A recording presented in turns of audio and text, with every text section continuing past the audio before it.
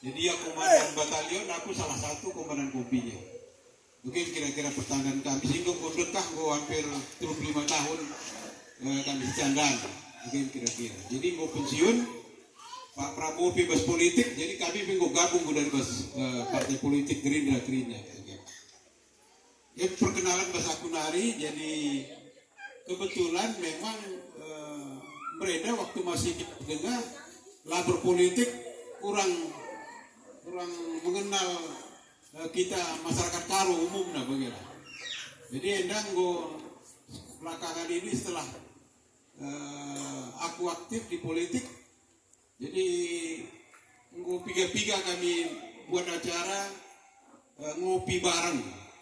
Jadi go pernah di Cisalak, Depok, Bogor, Bekasi, Bandung. Ini sekalian peninggalan agak ada gangguan perjalanan terlambat besok di Tangerang Selatan ya. Ini kan udah pertuturta untuk kali banci tertutur gua gajah turunan. Jadi aku menggunakan bahasa Indonesia adalah bajinggo kita si Tinggeran. Jadi kami rombongan kami enda Brigadir Jenderal Purnawirawan Jamaluddin. Ini Brigadir Jenderal bagus. Ya. Jadi enda Mayor Dasman Bangun. Ya kebetulan Jambi situ. Ya Jambi kebetulan sangat Jakarta, cinta dari kantor ikut koku peninggalan niku. Jadi kami radu bang tapi yang pensiun tapi berjambi. Jadi Bapak Ibu sekalian, jadi sekali lagi saya mohon maaf keterlambatan kami karena memang janjinya jam 5 ya. Jam 5 ngopi masih sambil ngobrol. Ya, jadi seperti yang saya sebutkan tadi, sampai kita Gerindra sudah tahu bahwa kita akan masuk pada fase pemilu 2024. Ya, mungkin tinggal 100 hari lagi kita akan menentukan pilihan untuk menentukan calon presiden dan wakil presiden, kemudian anggota DPR, terus sampai ke daerah. Jadi memang banyak orang Karo tidak tahu bahwa saya sekarang ini ada di timnya Pak Prabowo. Maka banyak teman-teman yang mengajak, ayolah kamu datang ke komunitas kita Karo, gelah kita standar. Kira-kira itulah intinya. Ya. Kita orang Karo, si perantauan memang selama ini mungkin ya ikut komunitas sesuai lingkungan kita. Tapi kita juga sebenarnya komunitas Karo di mana-mana pun cukup bisa menjaga persatuan, kekompakan, dan kita semua umumnya juga masih punya hubungan dengan kampung halaman kita masing-masing. Itu mungkin kelebihan kita. Jadi kalau hari ini kita berbicara, besok kamu mungkin bisa udah juga cerita dengan saudara-saudara kita di kampung. Jadi Bapak Ibu sekalian, pada kesempatan ini saya ingin menjelaskan kepada Bapak Ibu sekalian bahwa Pak Prabowo hari ini sebagai Menteri Pertahanan di pemerintahan Pak Jokowi, tapi kita tahu bahwa Pak Prabowo ini 2 kali bersaing dengan Pak Jokowi, 2014-2019. Tetapi di 2019 Pak Jokowi mengajak untuk bersatu, berrekonsiliasi, dan Pak Prabowo bersedia.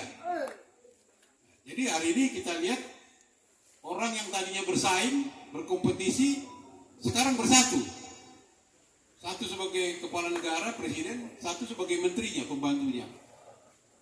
Dan simbol ini menjadi simbol persatuan bagi bangsa kita, karena di 2019 kita kami merasakan semua bagaimana ketegangan politik, konflik politik waktu itu yang cukup tajam, ya, sehingga bisa membawa perpecahan di masyarakat kita atau di kita semua. Ya. Maka waktu itu pertimbangan Pak Jokowi maupun pertimbangan Pak Prabowo ini bersatu.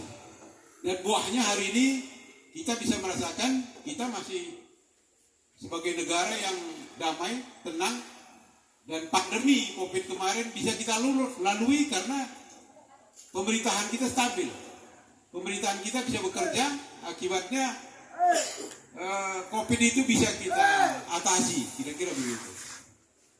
Dibandingkan beberapa negara, banyak negara yang ekonominya kolaps karena menghadapi pandemi itu. Tapi kita masih bisa bertahan, semua itu tidak lepas dari stabilitas politik, keamanan, dan bagaimana pemerintah bersatu padu untuk bekerja sama. Ini yang menjadi kunci. Maka hari ini dengan bersatunya Pak Jokowi dan Pak Prabowo, kita berkomitmen, Pak Prabowo berkomitmen untuk maju, kemudian melanjutkan semua apa yang sudah dirintis oleh Pak Jokowi yang bersentuhan langsung dengan kehidupan masyarakat. Bahwa di sana sini banyak kekurangan, itu yang harus diperbaiki tentunya. Ya, setiap pemimpin punya kewajiban untuk memperbaiki kekurangan itu. Tetapi beberapa landasan pokok yang dilakukan oleh pemerintah sekarang kita juga harus apresiasi atau dihargai. Ya, yang jelas kita tetap bersatu, kompak, pandemi bisa kita lewati, pembangunan infrastruktur hari ini juga luar biasa. Ya. Tetapi bahwa akibat pandemi kemarin itu pertumbuhan ekonomi kita mungkin juga belum terlalu baik, sehingga mengakibatkan masih banyak yang lulus sekolah belum bisa langsung bekerja. Pengangguran masih banyak yang terbuka. Lapangan kerja belum masif, kira-kira begitu. Daya beli masyarakat menengah ke bawah masih terganggu. Ya, maka pemerintah membuat kebijakan-kebijakan yang bisa langsung menyentuh oleh masyarakat bawah. Maka masih ada bantuan-bantuan langsung pemerintah, kemudian juga beberapa program untuk membantu masyarakat bawah. Nah, disinilah sekarang pentingnya, perlunya kesinambungan pembangunan, perlunya keberlanjutan pembangunan. Nah, untuk itu kita butuh pemimpin yang sudah paham persoalannya, kemudian tahu cara untuk bagaimana melewati atau mengentaskan semua persoalan itu. Dan kita menganggap itu ada di Pak Prabowo, dan Pak Jokowi sendiri juga merasa bahwa Pak Prabowo lah mungkin yang bisa melanjutkan kebijakan itu, sehingga akhirnya pasangannya pun hanya dengan Mas Gibran. Mungkin banyak yang pertanyakan kenapa Gibran? Ya, memang kalau pakai ukuran-ukuran umum mungkin terlalu muda lah, inilah segala macam. Tapi kalau nggak demikian, orang muda tidak akan pernah punya peluang untuk bisa lompat ke depan gitu. Sebentar zaman memang sudah berubah. Ya. Kita nggak bisa lagi hanya berkutat hanya persoalan usia. Tapi yang paling penting bagaimana mereka bisa tampil.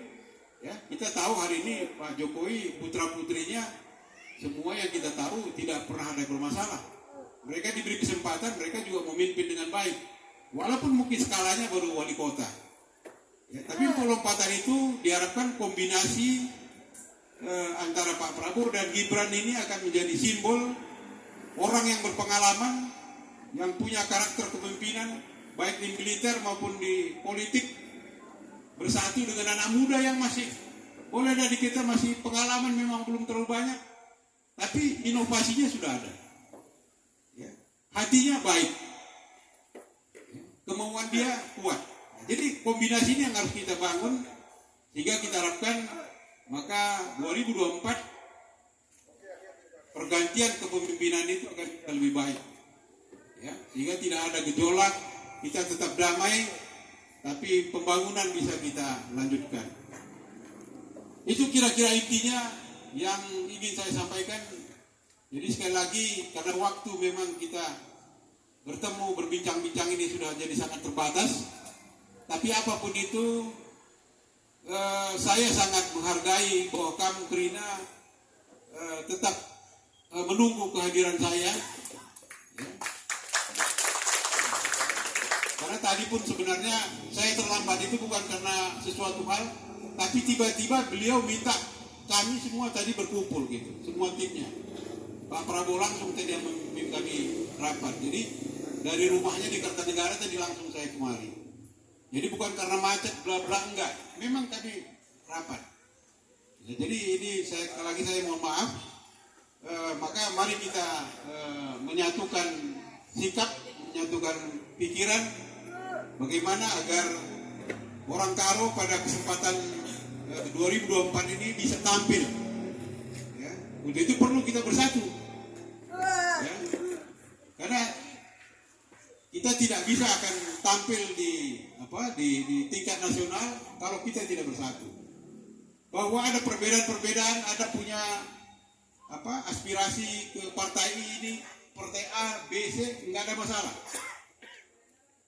Nggak ada masalah. Yang penting calon presiden dan wakilnya adalah Prabowo dan Gibran. Ini harapan kita supaya ada kesinambungan tadi itu. Jadi kalaupun aspirasi politik ada di partai A, B, C, D, tidak kita persoalkan. Walaupun bukan dalam koalisi Merah Putih, Indonesia Maju, tidak masalah. Yang penting Prabowo dan Gibran presiden. Saya kira itu dari saya. Mungkin masih ada tanya jawab. Oke, jadi hadirin kami nungkun atau bertanya, baca si kita tanya jawab 2-3 pertanyaan mungkin. Entah lumut semenjak naik ke sana Luhut, sekarang udah kayak apaan di sana.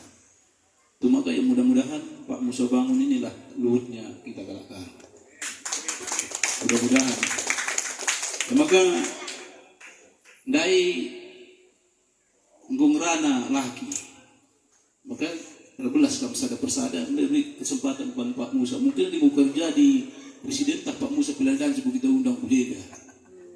Ya maka kesempatannya ada, mudah-mudahan jadi catat kami karikai pemindon dengan Pak Musa. Suatu saat dari Pak Musa, Pak Prabowo jadi jumpai dua. Jujur. Aku tak peninggalan. Kami mulai 45 tahun saja tinggal saja. Waktu naik mungkin zaman-zaman ingat naik sebelum rantai ini arahnya naik. Jadi zamannya kami mungkin saja. Bukan ini, tapi anak-anak ini kumpul-kumpul lah. 45 tahun. Jadi cerita, jadi bagaimana? Aku numpuk di situ. Biasanya Gelandu. lihat usul katakanlah. Partai, bayalah katakanlah ya, kata langsung nanti. Maka tegal menjili pengatakannya. Tegal jilinya. Jadi, apa yang ke PHT? Hati kami. Apa yang ke hati kami? Tapi, mungkin saya jadi tapi terpilih pemana katakanlah Jakarta lalu terjadi sebegini kurang main kita kalah adi merenda ya si lewat kata gue kami naik pilih kan pilih kita kalah karo sebab kalah karo kami naik sirus ngerana mantan kami begitu kalah karo kami jadi hati kami adi memang sebagai kamu rukurendu maka kami tetap mendukung 100%. Tapi kata-kata sudah mulai pagi terjadi. Sebab kami adi hitung-hitung kami dari 400 tangga ya yang lagi di mana nih masuk banyak. Ngurus ada ukur kami bahwa kami katakan mulai menguyakin dengkar. Amin. Jadi mas pengaminan kami ini, Kamlah pagi si tanggung jawab seperti itu. Ya sana. Adi bungo jabatan pilih lah katakan. Wala iya hubungan keras sekali begitu gini ya. Gue pencet di atas begini, gue lalai berhubungan. Tapi adikku dah dari sakap dulu, ras ngatakan kepingin. Lah bagi, kamu cukup bagus kata-katamu, katakan saya maka bahwa adik kuan-kuan sendai, kamulah pagi gaji. Apa kami? Bapak kami sekarang pada anda. Oh, enak, kamulah itu gaji. Sebab bagi kata tandai, adik sidah. Teman tak naik tak kadang-kadang tak dalu dia sudah bagus kita kalapatan. Jadi adi MK dunia gantinya wah luar biasa. Mengatakan duit sangat mendukung kami luar biasa. Sebab enam surah-surah kami ke ada bual-bual kami jenda jadi bangun mergana. Jadi dulu si kedua, bagi sudah kami, mantap. Makanya bagi kami sangat mendukung kais kata kendunda yang salah kerina kami kalau kamu berdua tenda ngaran kami yang pendudukan kerina pas waktu dan baik. Ibarat, wujud. Mantap aja. Bukan si sungguh di sana pesan lebih pak, tapi kamu catat dulu ya. Bekah saja di tentara ini mau agak apa?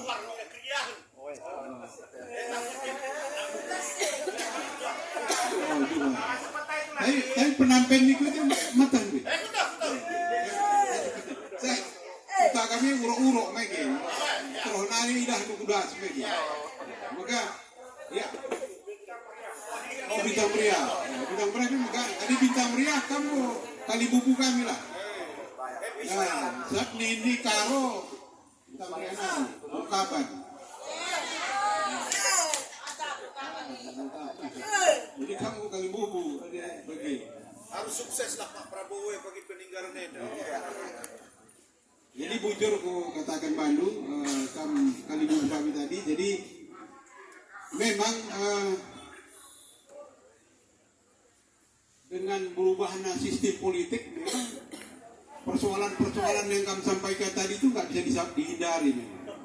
Kita memang masih belajar demokrasi. Ya. Waktu dulu Orde Baru memang sistem politiknya tidak seperti ini. Ya. Keterlibatan partisipasi rakyat tidak terlalu menonjol.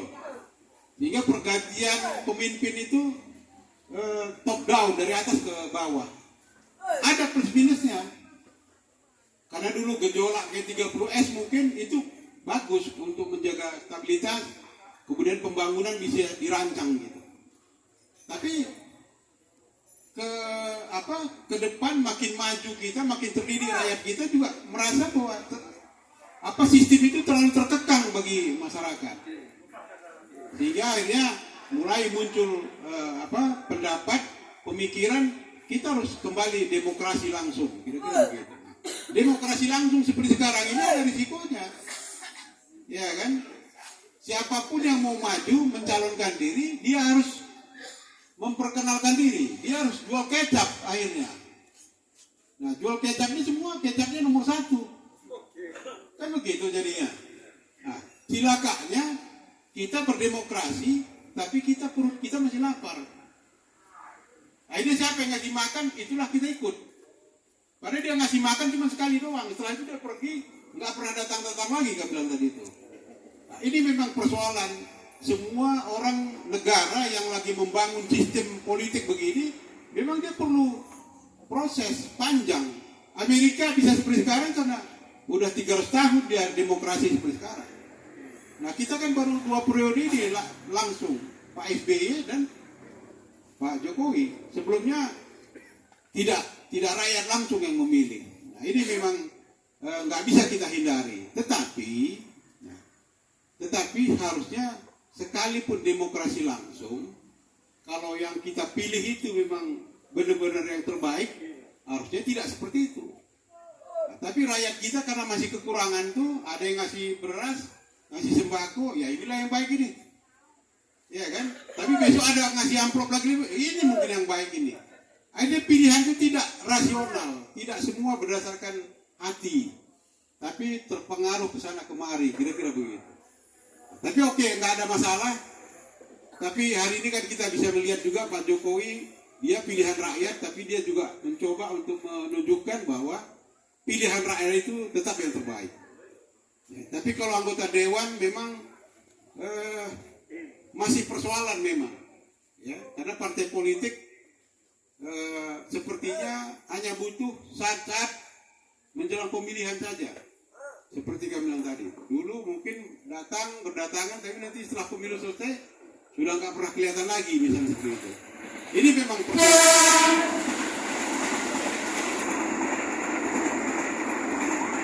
Tapi dari perjalanan saya mencoba ngopi, jumpa ras kita Kalakaro di beberapa tempat Jakarta ini, hampir semuanya seperti yang kami bilang tadi itu. Memang karena politik Indonesia ini belum bisa dilepaskan dari patron, ya kan? Siapa yang di atas gitu? Kita boleh dikata mungkin hampir 20 beberapa tahun terakhir ini tidak ada orang di atas, sehingga nggak ada penyambung lidah kita gitu. Ya, kebetulan 2 periode ini yang kami bilang tadi, Pak LBP itu dia sangat menonjol di pemerintahan Pak Jokowi memang. Dan memang dia tunjukkan partisipasi dia sebagai putra daerah untuk membangun daerahnya.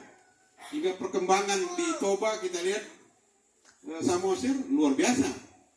Mereka sudah punya lapangan terbang sendiri, iya kan? Gitu. Sehingga orang sekarang terbang nggak perlu lagi ke Medan, kalau ke Prapat ataupun ke mana, ke Tomok misalnya. Mendarat di Silangit orang udah bisa cepat. Itu memang perlunya patron kita di atas. Nah, jadi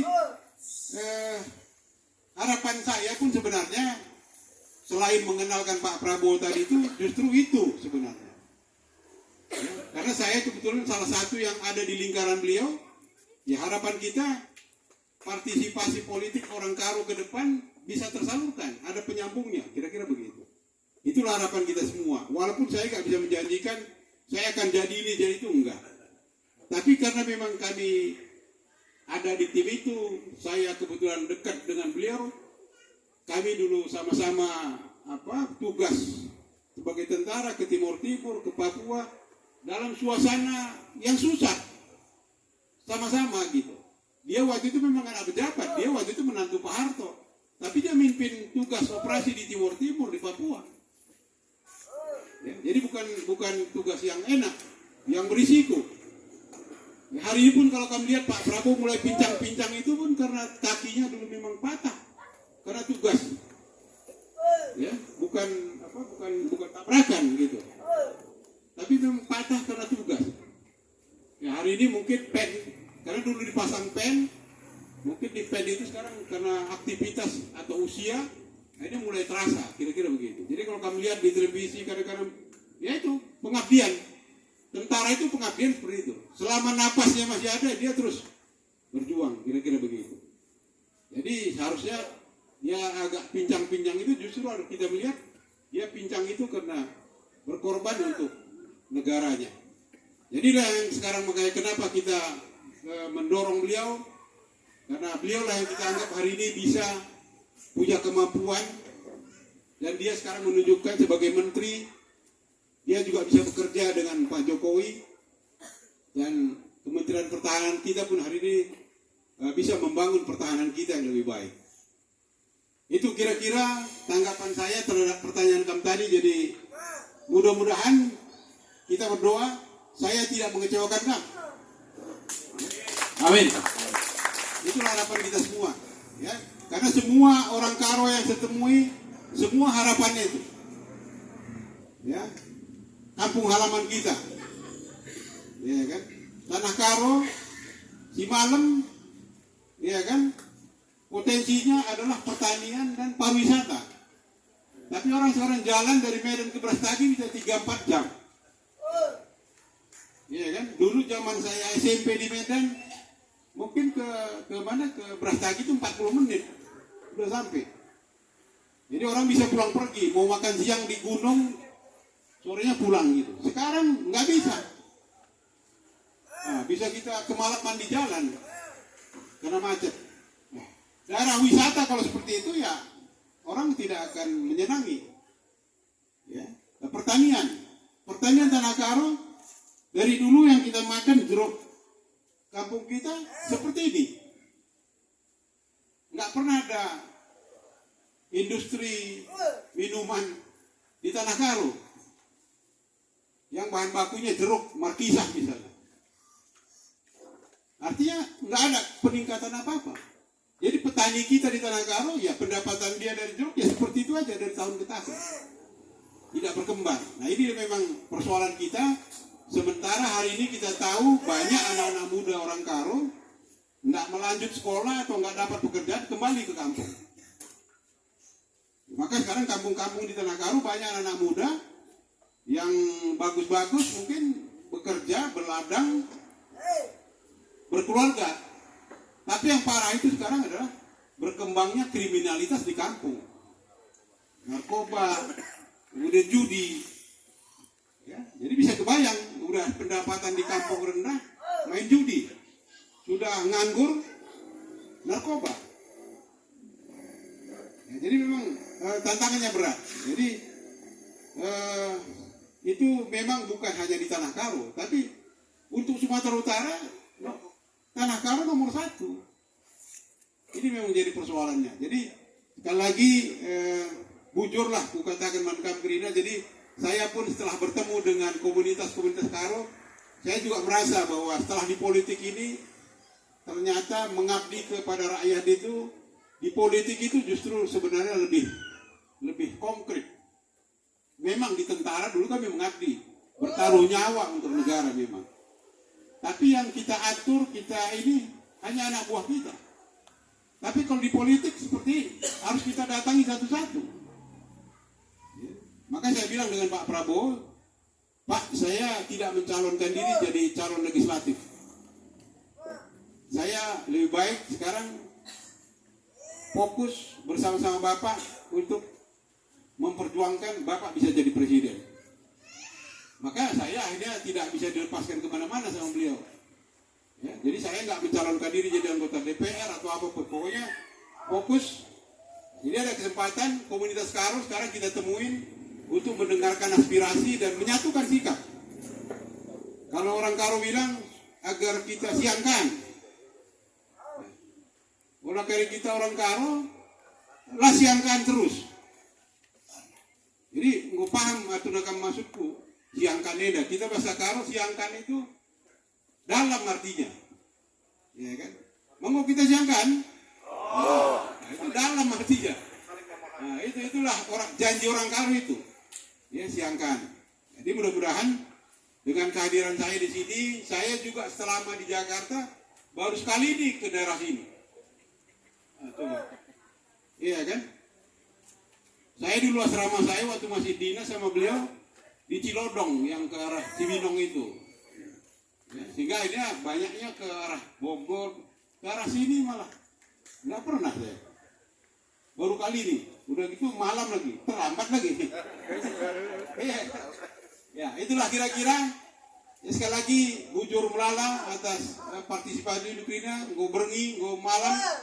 Tapi kami tetap tidak meninggalkan tempat. Mudah-mudahan ini pertanda bahwa 2024 Prabowo Gibran jadi presiden dan wakil presiden kita. Amin. Amin, amin. Saya kira bujur sekali lagi. Sada Pak. Jadi pertandaan lebih gelar aku.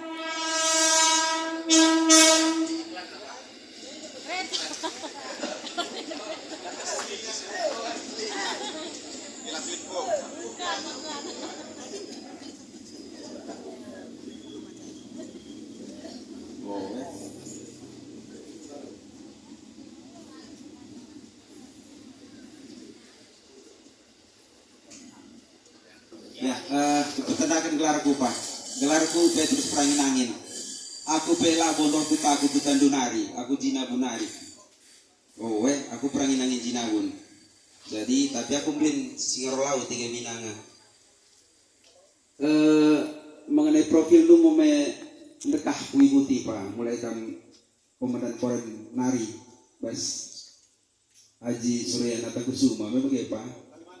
Oh sepakat kampung Manado Santiago, ngadi koordinator staf ahli kasat kam. Aku salah satu penggemar lu pak. Jadi aku lagu jina tadi situ nah. Aku Depok tadi pak. Enak setahun enak urus urjana main situ nah. Jadi terus saya dari lagi li kunjungan duku jenda terus pagi aku minggu. Jadi aku ikut salah satu support untuk acara yang perpan meriah naukurku. Jadi adi baci minta kapal melabo indah kamu terakhir kujenda me bagi. Sedangkan punin selama aku bergaul pas peninggalan nenda Rina masyarakatnya beda welcome Rina. So man bangku bagi Rina.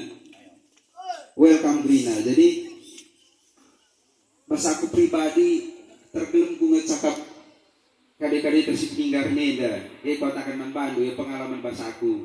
Jadi pengarah penaku tetaplah kamu rusur intens kujenda untuk komunikasi.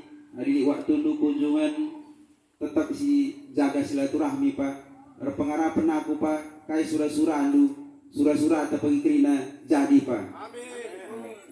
endam kokak pas aku nari bujura semejoh-joh kita kerina Sedina kami tadi jadi memang abang yang tua di atas saya memang juga kerja buku Jinabun itu. Jadi memang Jinabun bintang meriah itu barisan kalibuku kami semua ya.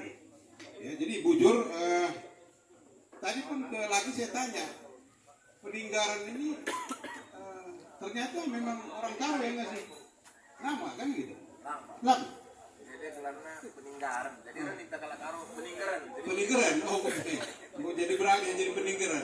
Makanya waktu undangan peninggaran bagi bahasa Karo gua agak ini. Jadi sekali lagi bujur atas dukungan Dukrina. Mungkin waktu di Depok nggak sempat waktu mungkin. Jadi di Depok memang kami juga waktu itu udah ngopi, tapi lagu bagi Trump ya. Mungkin kami 20 kalah lah waktu itu ngopi. Dan itulah saya kira. Jadi sekali lagi bujur. Ini dengar? Mungkin ini saya mewakili anak-anak muda yang ada di sekitaran sini atau di luar sana mungkin ya. Pak, kan sejauh ini anak muda banyak banget yang memilih Gibran nih. Dan dukung karena Gibran masih terbilang muda. Kami ini termasuk Gen Z yang terutama saya lihat sih pro ke Pak Gibran karena Pak Gibran masih dibilang muda. Dan sejauh ini yang saya lihat banyak banget sarjana yang masih menganggur. Banyak banget dan sulit mendapatkan pekerjaan. Pertanyaan saya, ada nggak program yang dirancang untuk para anak-anak muda seperti kami? Seperti lapangan pekerjaan dan lain-lain. Karena menurut saya pribadi ini sangat penting guna memajukan Indonesia karena yang akan menggantikan bapak-bapak dan ibu-ibu, maksudnya yang bergenerasi itulah adalah anak-anak muda. Jadi ada program nggak buat anak-anak muda nih? Itu aja pertanyaannya, singkat aja, silakan dijawab. Tadi sebenarnya kami rapat itu juga salah satu sebenarnya tema yang lagi dibicarakan. Karena beliau tadi ngumpulin tim pakar yang lagi nyusun program beliau. Jadi memang seperti pertanyaan kamu tadi itu memang bahwa kalau kita pakai ilmu ekonomi maka penyaluran tenaga kerja yang tumbuh itu satu-satunya adalah melalui pertumbuhan ekonomi. Ya. Sekarang kita bisa bayangkan populasi kita hampir 5 juta orang tiap tahun lahir anak baru, bayi 5 tahun. Tapi kalau pertumbuhan ekonomi kita seperti sekarang hanya 5,2%, artinya lapangan kerja yang terbuka tiap tahun itu nggak lebih dari 2 juta. Jadi kalau 5 juta yang lahir, yang bekerja 2 juta, berarti ada